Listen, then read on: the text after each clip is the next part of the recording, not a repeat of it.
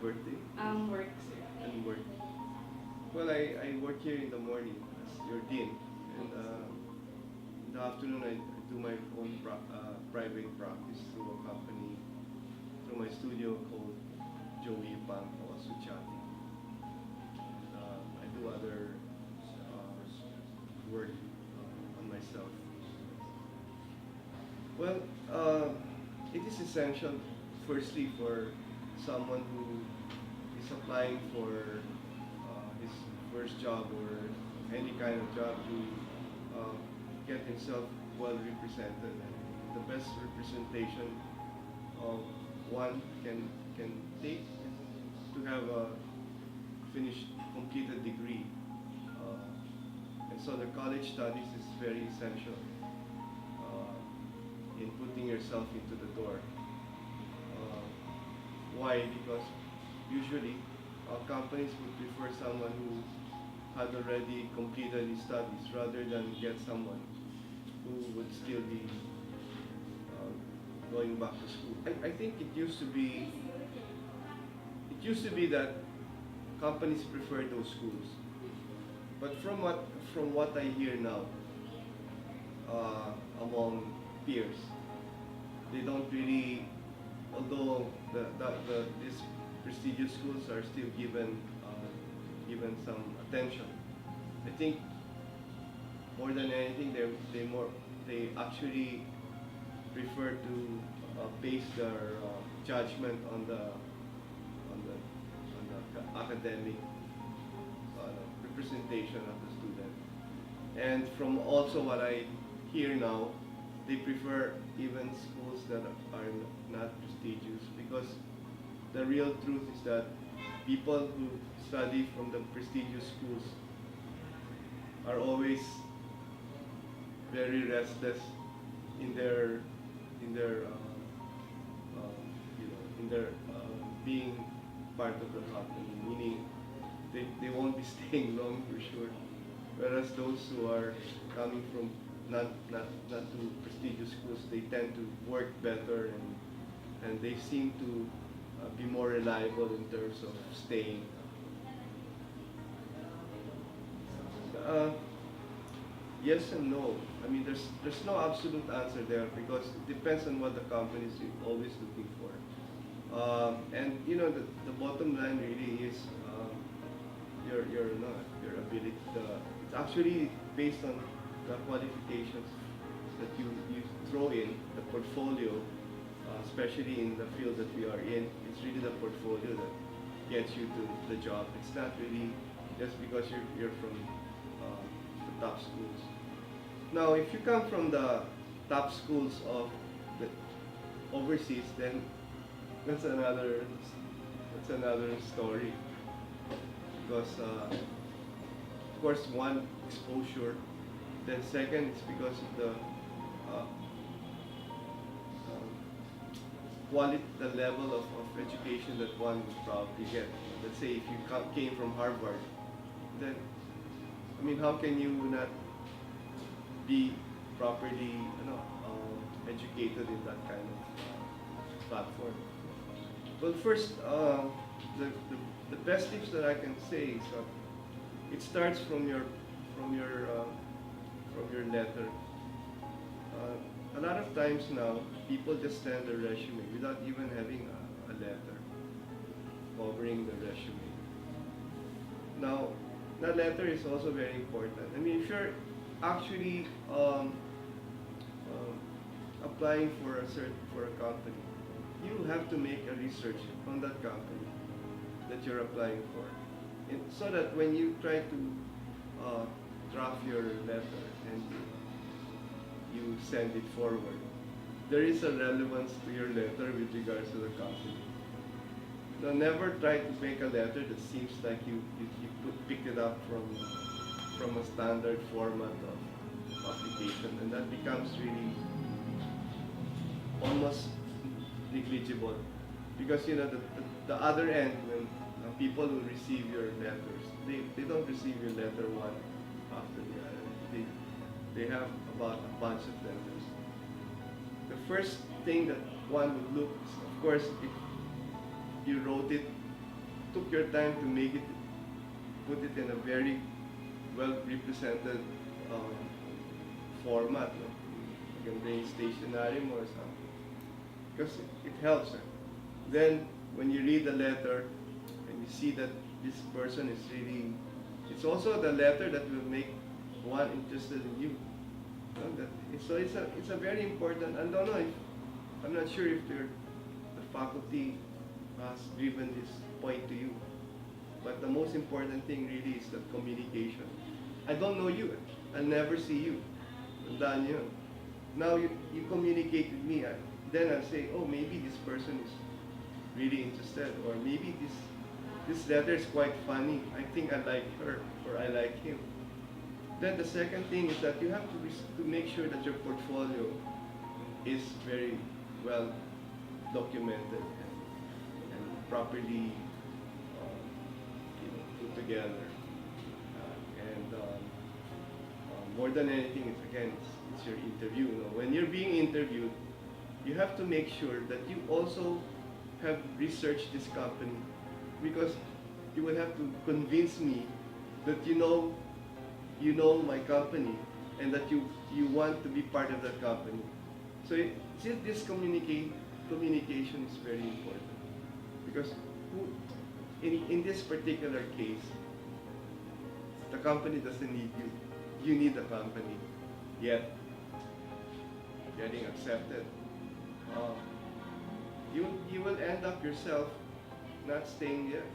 You won't be staying there very long. Now, what kind of reflection does it show?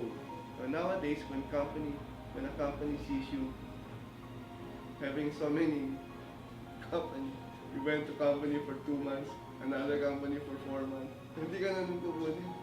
Because this guy will always think, this guy stayed for 2 months here, this guy stayed for 4 months there, and then, how long will this person stay with me? Okay? So, nowadays, the most important thing is you make these companies feel that you're interested with them, that you are a person who can be trusted, that you're not just the typical average student who just wants to have a job, but it's very important that you get your focus, because you want to be able to give the company what you think is something that comes from your interest and heart. Then you have a very good way of setting your life, or your graduate life correctly. I'm John Joseph Asban. You can call me JJ. And where did you finish? School, I graduated from Ateneo de Manila University with the course of Business Management, minor in Human Resource Development. Last 2012. I'm currently with Metrobank Card Corporation as Group Sales Manager, but I got hired with the company of Philippine 7 Corporation, also known as 7-Eleven Philippines, as management trainee. Actually, that's a trick question, but as a whole, I believe it actually plays a big role. I mean, the school where you graduate, because for instance, for the management trainee program, they usually hire from the 4 big schools, namely Ateneo, LaSalle, UP, and UST. So they're very strict in terms of the talents. Also, with my current company, they only get graduates from Ateneo, LaSalle, UST, and UP. Big companies such as, for example, 7-Eleven Philippines and Metrobank Card, they value where you graduate.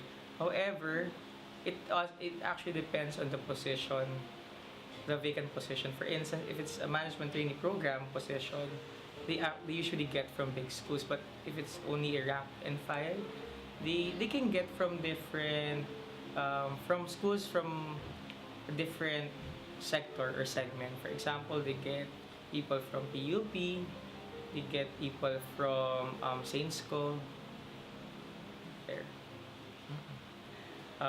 The basis is actually the school, your grades and also your co-curricular activities. Why? Because s- based on the perspective of the company, that's only that's the only thing that they can come up with, or let's say that's their only basis. For instance, in our case, management training program, we don't have any background for work. They usually get people who have experience already around 2 to 3 years. In our case, their basis is only the grades and their activities in the school, their orgs. First, you should know, or you should try to find out your target company or industry, and then be open to endless possibilities in your career. For example, it doesn't mean if you enter into a rank and file, for example, if it's a management training program, some companies they offer that program. However, part of the program is you have to work with a job that requires, for example, rank and file expertise. Okay, for the case of fresh graduates, we try to apply through JobStreet, uh, through job fairs, and be creative in your application, and just be sure which department you're comfortable with when you're working. I'm Josie Asbal. I graduated from the University of the Philippines, Silliman, with a degree of Bachelor of Science in Psychology. Banking industry, the Tier 1 schools really did matter. The Tier 1 would normally cover UP, Ateneo, and LaSalle. And recently, of course, we have the College of St. Benil, which is part of LaSalle. Okay, so I'd say it depends because currently with the offshoot with the sunshine industry or the BPO industry, the schools really don't matter as much.